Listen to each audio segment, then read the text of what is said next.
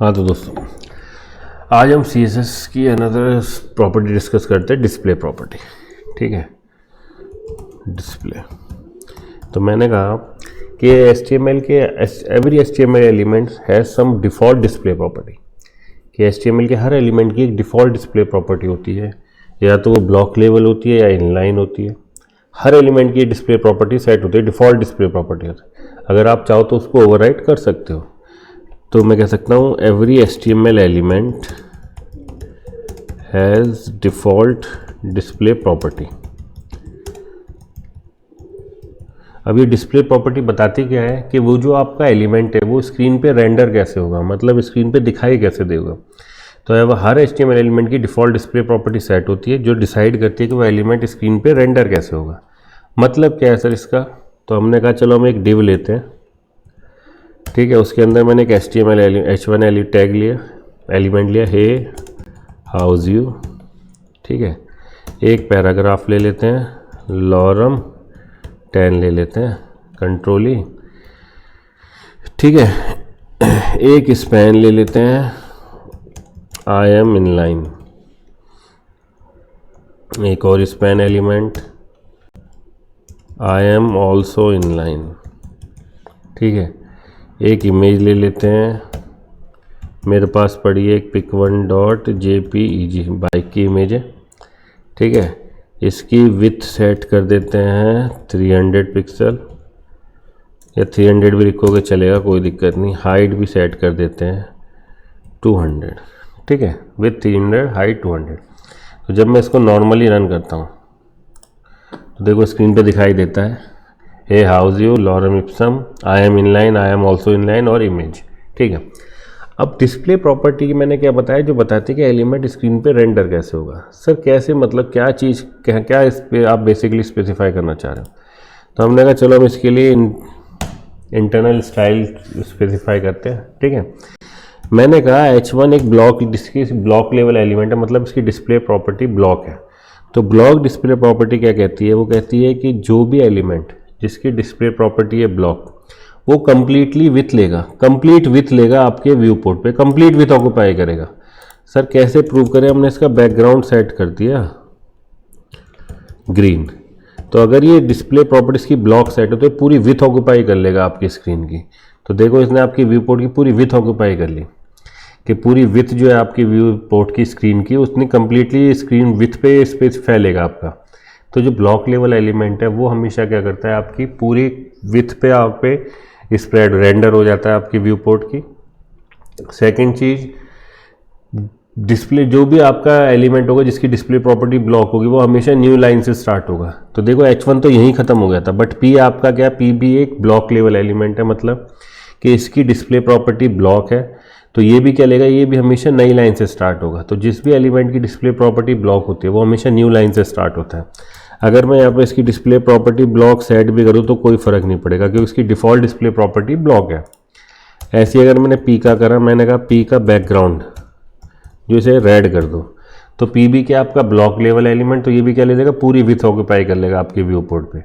तो ये पूरी विथ है उस पर पूरे पे फैल जाएगा व्यू पोर्ट पे आपके। ठीक है, इसके इनके दोनों के कलर को चेंज कर देते हैं। कलर कर देता हूँ इसका भी वाइट, इसका भी क्या कलर कर देता हूँ set, colour control C white, text colour.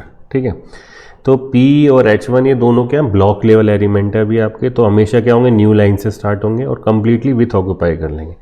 ठीक है, तो इसकी डिस्प्ले प्रॉपर्टी आप ब्लॉक लिखो मत लिखो कोई फ़र्क नहीं पड़ता, क्योंकि मैंने क्या बोला कि हर HTML एलिमेंट की डिफ़ॉल्ट डिस्प्ले प्रॉपर्टी सेट होती है। तो H1 P इन दोनों की डिस्प्ले प्रॉपर्टी क्या है, ब्लॉक, इसलिए आपके हमेशा block level element new line से स्टार्ट होते हैं। अब मैं इसका थोड़ा फॉन्ट साइज़ बढ़ा देता हूँ, मैंने फॉन्ट साइज़ कर दिया इसका 25 पिक्सल। ठीक है, तो जो पैराग्राफ है इसका कंटेंट का फॉन्ट साइज हो गया 25 पिक्सल। अब ये इनलाइन क्या होती है, जिस एलिमेंट इनलाइन एलिमेंट या जिनकी डिस्प्ले प्रॉपर्टी इनलाइन सेट होती है, तो वो जितना कंटेंट है, जैसे पहले स्पैन का कंटेंट है तो केवल ये इतना ही स्पेस लेंगे, ये पूरी विथ ऑक्यूपाई नहीं करेगा, जितना इसके कंटेंट की विथ है उतना ही स्पेस ऑक्यूपाई करेगा। तो हमने कहा चलो देखते हैं, हमने कहा स्पैन इन दोनों का, अब इसका बैकग्राउंड कर दो ग्रीन, तो इससे पता चल जाएगा ये पर्टिकुलर स्पैन ने कितना स्पेस लिया। तो देखो दोनों स्पैन ने केवल उतना ही स्पेस लिया है जितने इतना कंटेंट का स्पेस कंटेंट है। तो जितना कंटेंट इस पर आपका फैला हुआ उतना ही स्पेस ऑक्यूपाई कर लेगा। अब इसके मैंने फॉन्ट साइज़ को थोड़ा बढ़ा देता हूँ, फॉन्ट साइज़ को कर देता हूँ 25 पिक्सल और इसके टेक्स्ट कलर को कर देते हैं वाइट। ठीक है, और टेक्स्ट कलर क्या कर दिया मैंने इसका वाइट। तो जो इनलाइन एलिमेंट होते हैं वो केवल उतना ही स्पेस स्क्रीन पर रहते हैं जितनी उसकी कंटेंट की रिक्वायरमेंट है। कंप्लीटली विथ नहीं लेंगे आपकी व्यू पोर्ट की। आपकी इमेज भी क्या है, ये भी क्या है, आपका बेसिकली इनलाइन एलिमेंट ही है। इनलाइन एलिमेंट की सेकंड पहचान आइडेंटिफिकेशन क्या होती है, वो कि वो उसी लाइन से स्टार्ट हो जाता है। वो ये नहीं कि वो नेक्स्ट लाइन से स्टार्ट होगा, जहाँ पे आपने उसको स्पेसिफाई किया, जैसे फर्स्ट इनलाइन ने ऑक्यूपाई किया, फिर second inline, third inline, fourth inline, तो जितना स्पेस है कंटिन्यू स्टार्ट हो रही है, ये हमेशा उसी लाइन से स्टार्ट होता है जहाँ पे आपने इसको स्पेसिफाई किया। ये न्यू लाइन में स्पेसिफाई नहीं किया, न्यू लाइन में नहीं जाएंगे आपके। ठीक है, तो ये क्या हो गया, सबके सब इनलाइन एलिमेंट इसी लाइन से स्टार्ट हुए, यहीं पर आपके स्पेस ऑक्यूपाई कर ले। जबकि ब्लॉक लेवल एलिमेंट या जिनकी ऐसे एलिमेंट जिनकी डिस्प्ले प्रॉपर्टी होती है ब्लॉक, वो हमेशा किससे स्टार्ट होते हैं दोस्तों, न्यू लाइन से। अब ये मुझे समझ में आता है कि चलो सर न्यू लाइन से हो गया। अब ये डिफ़ॉल्ट प्रॉपर्टी है एलिमेंट्स की, सर मैं इनको चेंज कर सकता हूँ, हाँ कर सकते हो। तो जैसे ही मैंने देखो H1 की डिस्प्ले प्रॉपर्टी ब्लॉक को कर दिया इनलाइन, तो ये केवल उतनी ही स्पेस लेगा जितना इसके कंटेंट की रिक्वायरमेंट है। देखो ये कंटेंट के लिए, तो अब ये क्या हो गया, इनलाइन एलिमेंट। ये P आपका ब्लॉक लेवल था तो इसलिए नई लाइन से स्टार्ट हुआ। H1 क्या इनलाइन हो गया, तो केवल इसने इतना ही स्पेस लिया जितना इसके कंटेंट ने स्पेस ऑक्यूपाई किया। ठीक है दोस्तों, तो ब्लॉक लेवल एलिमेंट या एलिमेंट जिनकी डिस्प्ले प्रॉपर्टी होती है ब्लॉक, वो आपकी कंप्लीट विथ लेते हैं आपके व्यू पोर्ट पे। ऐसे एलिमेंट जिनकी डिस्प्ले प्रॉपर्टी होती है इनलाइन, वो केवल जितना कंटेंट की रिक्वायरमेंट है उतना ही स्पेस लेते हैं आपके लिए। ठीक है, तो अब मैं इसको कर देता हूँ ब्लॉक, जो इसकी डिफ़ॉल्ट है। अब सुनो, अब सर मैं इन एलिमेंट्स को ना सेंटर पे अरेंज करना चाहता हूँ कि जो मेरे एलिमेंट्स है सेंटरली अरेंज हो जाए, सेंटर पे प्लेस हो जाए। ठीक है, तो ये सब किसके अंदर है, डिव के अंदर। तो मैंने आपके डिव की स्टाइलिंग कर देता हूँ, मैं इनको सबको सेंटर पे अरेंज कर देता हूँ। तो हमने इनके पेरेंट टैग पे गए डिव, मैंने कहा टेक्स्ट अलाइन, कि भाई जितना भी टेक्स्ट है वो सेंटर पे अलाइन हो जाए। तो देखो, तो जैसे आप ये लिखते हो, तो जो आपका ये ब्लॉक लेवल एलिमेंट है उनका केवल कंटेंट ये सेंटर पे आता है, बाकी तो ये कंप्लीटली विथ पे फैले हुए हैं, तो ये तो सेंटर पे कैसे आएंगे, तो पूरी विथ पे फैले हुए। तो जब आप टेक्स्ट लाइन लिखते हो पेरेंट एलिमेंट पे, अगर उसके अंदर कोई ब्लॉक लेवल एलिमेंट है तो उनका केवल कंटेंट सेंट्रलाइज होता है इनलाइन का, जबकि इनलाइन पूरा एलिमेंट सेंट्रलाइज हो गया। देखो पूरा सेंटर में आ गए। अब मैं चाहता हूँ क्या कि भाई ये तो मुझे पता चल गया कि जब मैंने पेरेंट को टेक्स्ट लाइन सेंटर किया तो जो ब्लॉक लेवल है, क्योंकि वो कंप्लीटली विथ ले रहे हैं, तो टेक्स्ट लाइन केवल उनका टेक्स्ट सेंटर में अलाइन होता है। अब मैं इसको क्या करता हूँ, मैं चाहता हूँ कि ये जो ब्लॉक लेवल है ये पूरी विथ पे ना फैले, मैं इनको रेस्ट्रिक्ट करना चाहता हूँ। तो हमने कहा रेस्ट्रिक्ट कर देते हैं। तो हमने कहा जो विथ है H1, इसकी विथ जो आप लेना चाहते हो, इसकी विथ हमने कह दी चलो 80% ले लें, या इसको कर देते हैं 600 पिक्सल। जो H1 की विथ है वो 600 पिक्सल हो जाए। ठीक है, अब ये जो पैराग्राफ है, ये जो कितने पे फैला हुआ है पैराग्राफ, इसकी विथ सेट कर दिया हमने, इसकी भी 600 पिक्सल ही सेट कर देते हैं। तो दोनों आप विथ कितनी होगी, दोनों की 600 पिक्सल्स। ओके, अब जब भी आप चाहते हो कि भाई मेरे ब्लॉक लेवल एलिमेंट भी सेंट्रलाइज हो जाए, तब मैं इसको टेक्स्ट अलाइन से नहीं कर सकता, क्योंकि जब आप टेक्स्ट अलाइन करते हो तो जो ब्लॉक लेवल एलिमेंट है उनका केवल कंटेंट टेक्स्ट सेंटर में जाएगा, वो एक्चुअल में पूरा एलिमेंट सेंट्रलाइज नहीं होगा। अगर आपको ब्लॉक लेवल एलिमेंट को सेंट्रलाइज करना है तब आपके पास आता है मार्जिन का यूज़। आप मार्जिन कॉन्सेप्ट यूज़ कर सकते हो। कैसे, मैंने कहा H1, इस एलिमेंट का मैं मार्जिन सेट करना चाहता हूँ। ठीक है, मैंने कहा इसका मार्जिन क्या करें, हमने कहा भाई टॉप बॉटम तो चलो 0 कर दो, या इसको टॉप बॉटम कर देते 2 REM, कि टॉप से और बॉटम से 2 REM, और लेफ्ट राइट ऑटो सेट कर दिया। तो जैसे आपने ऑटो लिखा तो ये देखो ये सेंटर में पहुंच गया पूरा H1 एलिमेंट। यही चीज़ मैंने कॉपी कर दी P के साथ, तो ये भी क्या हो गया आपका सेंटर में आ गया।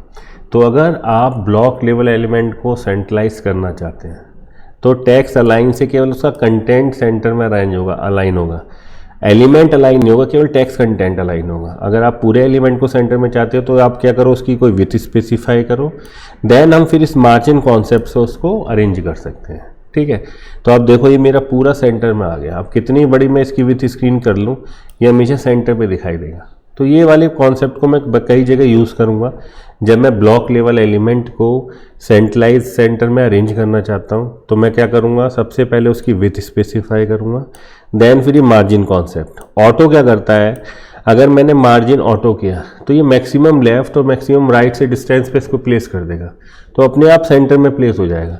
अगर मैं इसको ऐसे ना करता, जैसे मैंने लिखा, इस 2rem को हटा देते हैं, हमने लिखा मार्जिन लेफ्ट ऑटो, तो देखो मार्जिन लेफ्ट ऑटो लिखते देखो लेफ्ट से मैक्सिमम डिस्टेंस पे क्रिएट हो गया। फिर मैंने लिखा next line margin right auto, तो ये देखो राइट साइड से, अब लेफ्ट से मार्जिन ऑटो फिक्स हो गया, राइट से ऑटो गया तो सेंटर में पहुंच गया। अब इन दोनों को एक ही साथ लिखना है भाई, हम इसको पूरा लिखना चाहते हैं तो लेफ्ट राइट को ऑटो कर दिया, तो लेफ्ट से मैक्सिमम राइट से मैक्सिमम, तो अपने आप सेंटर में अरेंज हो जाएगा। ठीक है, तो इसका मैंने जुगाड़ क्या लिखा था, मैंने इसको पूरे को अरेंज किया, इसको हटाया, हमने लिख दिया मार्जिन 2rem और ऑटो, टॉप बॉटम आपका 2rem और लेफ्ट राइट ऑटो अरेंज हो जाए। ठीक है दोस्तों, तो इस तरीके से आप इस पर वर्क कर सकते हो। अब ये तो था तुम्हारी डिस्प्ले प्रॉपर्टी, तो मैंने कहा हर HTML एलिमेंट की display property either block level और इनलाइन। ब्लॉक है तो कंप्लीटली विथ लेगा और हमेशा न्यू लाइन से स्टार्ट होगा, इनलाइन जहां आपने यूज़ किया वहीं से स्टार्ट हो जाएगा और केवल उतना ही स्पेस ऑक्यूपाई करेगा जितना उसकी कंटेंट की रिक्वायरमेंट है। अब इसके अंदर सेकंड डिफरेंस क्या होता है कि हम भाई इसको देखना चाहते हैं कि सर सेकंड डिफरेंस क्या होता है। देखो डिस्प्ले के अंदर तो सेकंड इंपॉर्टेंट पॉइंट है, देखो मैं आपको केवल प्रोजेक्ट पॉइंट ऑफ व्यू से ही बता रहा हूँ चीज़ें, क्योंकि इनको हम यूज़ करते हैं। सेकंड चीज़ क्या कि जो आपका एलिमेंट है जिनकी डिस्प्ले है ब्लॉक, डिस्प्ले प्रॉपर्टी है ब्लॉक, उसमें अगर आप पैडिंग वैडिंग डिक्लेयर करते हो, पैडिंग मार्जिन ये सब रेस्पेक्ट की जाती है या फॉलो की जाती है रेस्पेक्टेड बाय ब्राउज़र, कि ब्राउज़र इन सबको रेस्पेक्ट करेगा, इन कुछ चीज़ों को इम्प्लीमेंट करेगा। कि आपने डिस्प्ले प्रॉपर्टी जिस एलिमेंट की ब्लॉक लेवल है उसके लिए अगर आपने पैडिंग मार्जिन स्पेसिफाई किया तो उसको ब्राउज़र रेस्पेक्ट करता है, but this is not the case, not a case with inline.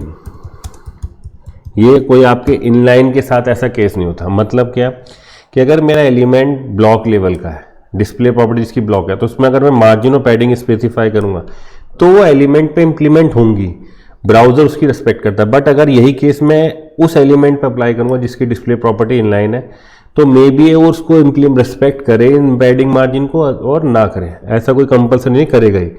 Sir कैसे प्रूफ दे, तो मैंने कहा चलो देखते हैं। हमने कहा ये चीज़ें हटा देते हैं सारी, इन चीज़ों का कोई मतलब नहीं मेरे लिए। एक H1 ले लेते हैं और एक स्पैन ले लेते हैं, पैराग्राफ को रिमूव कर देता हूँ। ठीक है, एक H1 ले लिया, एक स्पैन ले लेते हैं, इमेज भी रिमूव कर देते हैं। स्टाइलिंग पैराग्राफ की गायब कर देते हैं, स्पैन की रखते हैं, ये बैकग्राउंड टेक्स्ट अलाइन सेंटर हटा देते हैं, कोई रिक्वायरमेंट नहीं अभी इसकी। लेफ्ट पे पोजीशन कर देते हैं इसको,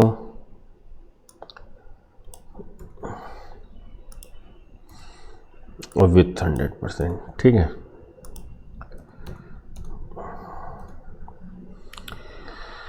या विथ आप दे देते हैं, थोड़ी सी विथ दे दी इसकी मैंने 200 पिक्सल। ठीक है, अब देखो मैंने कहा कि H1 मेरे ये एलिमेंट है जिसकी डिस्प्ले प्रॉपर्टी है ब्लॉक, तो अगर मैं अब इस पे पैडिंग या मार्जिन स्पेसिफाई करूँगा तो ब्राउज़र उसकी रिस्पेक्ट करेगा और इस एलिमेंट पे अप्लाई करेगा। लास्ट वीडियो में हमने CSS बॉक्स मॉडल में पैडिंग पढ़ा था, तो मैंने कहा पैडिंग 20 पिक्सल, तो लेफ्ट राइट टॉप बॉटम में 20 पिक्सल्स की पैडिंग क्रिएट कर देगा। ठीक है, देन मैंने कहा मार्जिन, मार्जिन टॉप से दे दिया 4rem, लेफ्ट से कर दिया चलो 2rem, लेफ्ट राइट 2rem कोई फ़र्क नहीं पड़ेगा। तो देखो मार्जिन टॉप से 4rem, लेफ्ट राइट से 2rem, कोई इशू नहीं, टॉप बॉटम 4rem का मार्जिन क्रिएट कर दिया। तो मैंने क्या कहा, अगर एलिमेंट जिसकी डिस्प्ले प्रॉपर्टी है ब्लॉक, तो उसके लिए अगर आप पैडिंग और मार्जिन स्पेसिफाई करते हो तो ये रेस्पेक्ट की जाती है ब्राउज़र से, ब्राउज़र इसको फॉलो करेगा और एलिमेंट पे अप्लाई करेगा। बट अगर एलिमेंट है मेरा स्पैन इनलाइन एलिमेंट जिसकी डिस्प्ले प्रॉपर्टी इनलाइन, अब मैंने देखो इसके लिए क्या लिखा, मैंने कहा इसके लिए मार्जिन टॉप बॉटम 8 REM और लेफ्ट राइट 2 REM।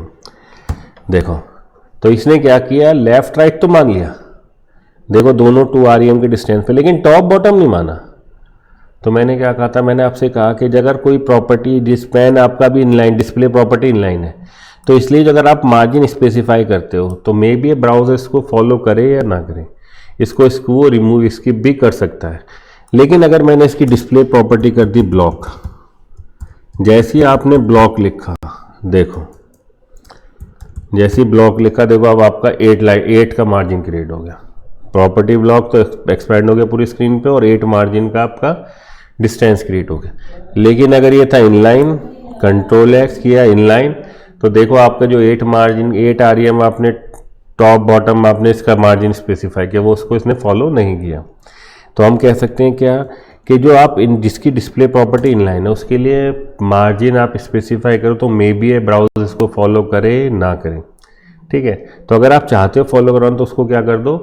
अब मैं क्या चाहता हूँ, मैं चाहता हूँ क्या कि भाई ये वाले मार्जिन और पैडिंग वाला कॉन्सेप्ट भी फॉलो और ये पूरी विथ भी ना ले, तब आता है डिस्प्ले इनलाइन ब्लॉक। ठीक है दोस्तों, इसीलिए पिक्चर में दिया गया inline block, display inline block. ठीक है, इसका फ़ायदा क्या है कि जैसे मैं ये स्पैन है, मैं चाहता हूँ इस पर मार्जिन जो भी मैं स्पेसिफाई करूँ अप्लाई हो और ये कंप्लीट विथ पे भी फैले, स्क्रीन पे भी रेंडर ना हो, तब हम इसकी प्रॉपर्टी अब देखो मैं सेट कर देता हूँ डिस्प्ले इनलाइन ब्लॉक। देखो फ़ायदा क्या हुआ, जैसे आपने डिस्प्ले इनलाइन ब्लॉक का इनलाइन ब्लॉक ओ सी के स्पेलिंग गलत, ठीक है, जैसे आपने इनलाइन ब्लॉक का देखो आपने 8 REM का भी स्पेस हो गया, लेकिन इसने इस विथ अभी भी उतनी ली, विथ के अकॉर्डिंग इनलाइन है, बट आपको REM इस पर आप चाहते थे मार्जिन वाली जो भी आपने स्पेसिफाई का वो अप्लाई हो, तो इसके लिए हमने इसको डिस्क्लेयर कर दिया इनलाइन ब्लॉक। ये होता है। तो डिस्प्ले प्रॉपर्टी की 3 value, either a block level और इनलाइन ब्लॉक। इनलाइन ब्लॉक क्या, जब आप किसी एलिमेंट पर चाहते हो कि जो मार्जिन और पैडिंग वेडिंग आप वैल्यू स्पेसिफाई करो वो ब्राउजर उस पर फोर्सफुली लगाए, बट उसकी विथ कंप्लीटली आपकी स्क्रीन पे ना रेंडर हो, कंप्लीट विथ ऑक्यूपाई ना करे, तब आप डिक्लेयर कर दो इनलाइन ब्लॉक। तो इनलाइन है तो स्पेस केवल उतना ही लेगा जितने से कंटेंट की रिक्वायरमेंट है। ब्लॉक है तो इसका मतलब जो भी आप मार्जिन स्पेसिफाई करोगे उस पर अप्लाई होगा। अब मैं अगर इस पर पैडिंग भी अप्लाई करता हूँ, पैडिंग 20 पिक्सल, तो वो पैडिंग भी मेरे लिए लेगा आराम से। ठीक है, तो इस कॉन्सेप्ट को मैं यूज़ करता हूँ कि जब मुझे किसी इनलाइन एलिमेंट को मैं बनाना चाहता हूँ ब्लॉक लेवल, क्यों, क्योंकि मैं उस पर पैडिंग मार्जिन अप्लाई करना चाहता हूँ कि ब्राउज़र उस पर फोर्सफुली चलाए, तब मैं डिस्प्ले प्रॉपर्टी इनलाइन ब्लॉक का कॉन्सेप्ट यूज़ करूँगा। इसको हम यूज़ करते हैं बेसिकली नेविगेशन बार जब बनाएंगे तब हम इस चीज़ों को देखते हैं, इनलाइन ब्लॉक या ब्लॉक कैसे। चलिए अब मैं एक थोड़ा सा प्रैक्टिकली इसके साथ एक एग्जांपल बना लेते हैं जिसमें हम इस प्रॉपर्टी को यूज़ करके देखते हैं। ठीक है, तो मैं सबको रिमूव कर देता हूँ, स्टाइल या H1 स्पैन सबको रिमूव कर देते हैं, डिव भी हटा देते हैं, इसका भी कुछ यूज़ नहीं करेंगे। UL केवल एक एब्स्ट्रैक्ट लेवल पे मैं आपको चीज़ें क्रिएट करके दिखा रहा हूँ। मैंने कहा UL डॉट नेव बार कंट्रोल ई, उसके अंदर मैंने लिस्ट आइटम अटैच किए जिसको मैं एंकर टैग के थ्रू हाइपरलिंक क्रिएट करना चाहता हूँ। मैं चाहता हूँ जब उस पर क्लिक करे तो एक नई डायरेक्शन में रीडायरेक्ट कर पाए। पहला बना दिया होम, ठीक है, होम कॉन्टैक्ट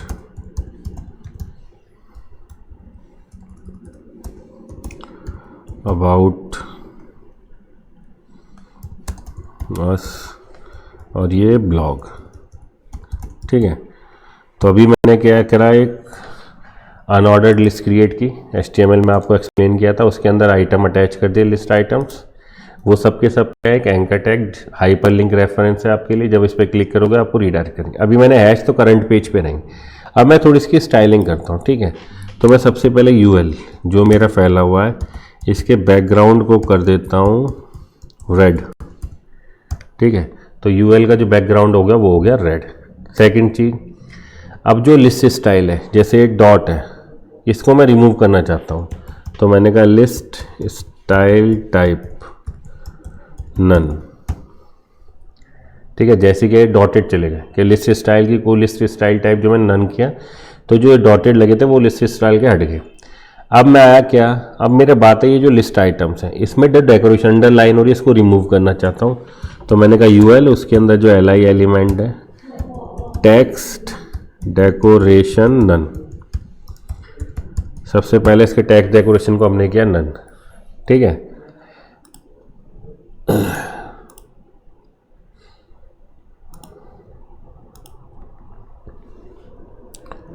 सीधा li लिख दिया, टेक्स्ट डेकोरेशन नन, ठीक है।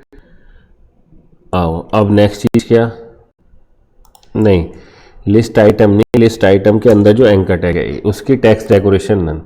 तो जैसे आपने किया लिस्ट आइटम, देन उसके अंदर ए जो एंकर टैग लिखे उसकी टेक्स्ट डेकोरेशन नन, तो अंडरलाइन गायब हो गई।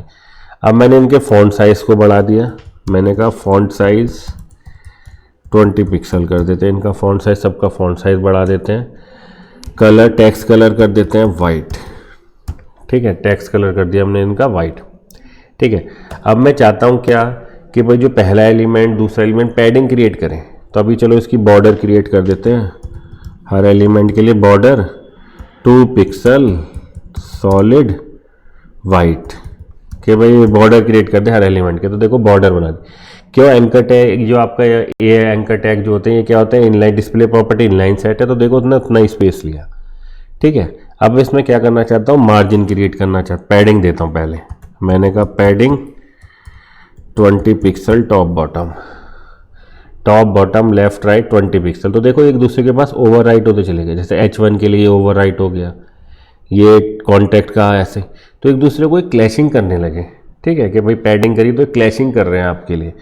तो आपने क्या करा, हमने कहा भाई जब आप चाहते हो फोर्सफुली, तो आपने कहा डिस्प्ले इनलाइन हाइफन ब्लॉक,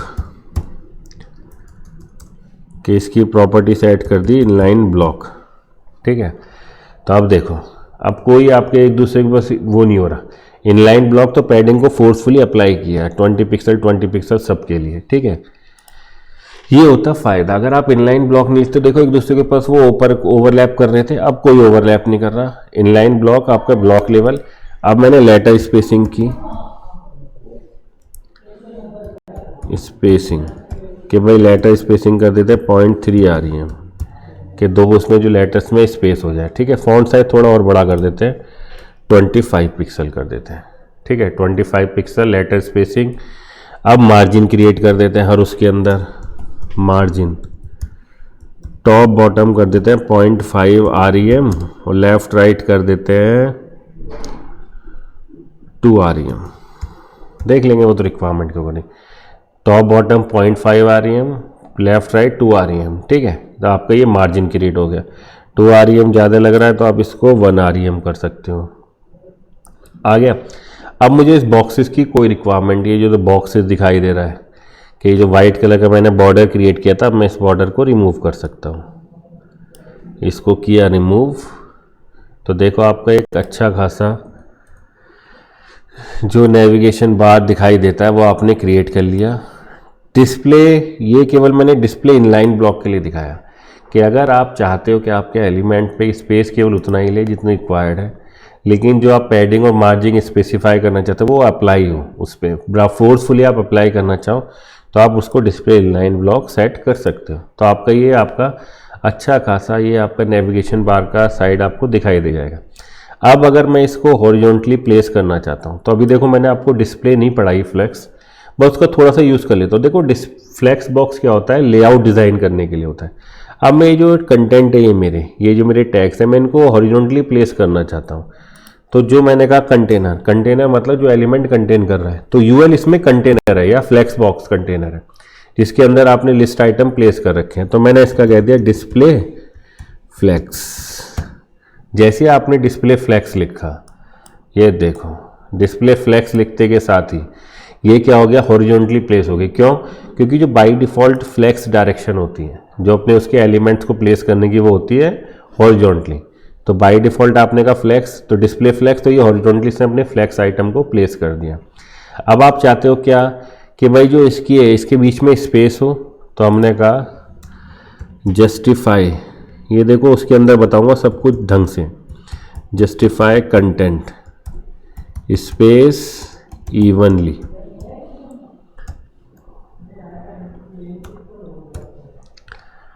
ठीक है, तो जैसे आपने स्पेस इवनली आपने प्रॉपर्टी स्पेसिफाई की, तो ये क्या होगा, इसके चारों तरफ कॉमन स्पेस क्रिएट होगा नॉर्मल सबके।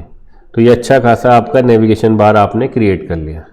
तो थोड़ा सा फ्लैक्स बॉक्स हमें अभी पता नहीं, लेकिन जैसे ही मैं फ्लैक्स बॉक्स आपको पढ़ाऊंगा तो ये दोनों प्रॉपर्टी भी मैं आपको एक्सप्लेन करूंगा। अभी मैंने केवल आपको डिस्प्ले प्रॉपर्टी बताई, जिसमें मैंने बताया कि हर HTML एलिमेंट का जो डिस्प्ले प्रॉपर्टी है, या तो आइदर अ ब्लॉक लेवल और इनलाइन ब्लॉक। जब फ्लैक्स बॉक्स आएगा तब मैं आपको ये चीज़ें पढ़ाऊंगा, डिस्प्ले, फ्लक्स और ये जस्टिफाई कंटेंट। ठीक है, आई होप कि आपको ये समझ में आ गया होगा कि डिस्प्ले प्रॉपर्टी क्या है, कैसे वर्क करती है, डिस्प्ले इनलाइन क्या है, इनलाइन ब्लॉक क्या है, डिस्प्ले इनलाइन प्रॉपर्टी क्या है। ये तीनों चीज़ मैंने आपको इस वीडियो में एक्सप्लेन की। अब नेक्स्ट वीडियो में मैं आपको पढ़ाऊंगा CSS की another important property that's called position, जिसके अंदर हम डिस्कस करेंगे फिक्स, एब्सोल्यूट, रिलेटिव और एक फ्लोट। इस प्रॉपर्टी को हम डिस्कस करेंगे। नेक्स्ट वीडियो में हम बात करते हैं float, position, then media query. तीन चीज़ों को हम डिस्कस करेंगे। ठीक है, चलिए।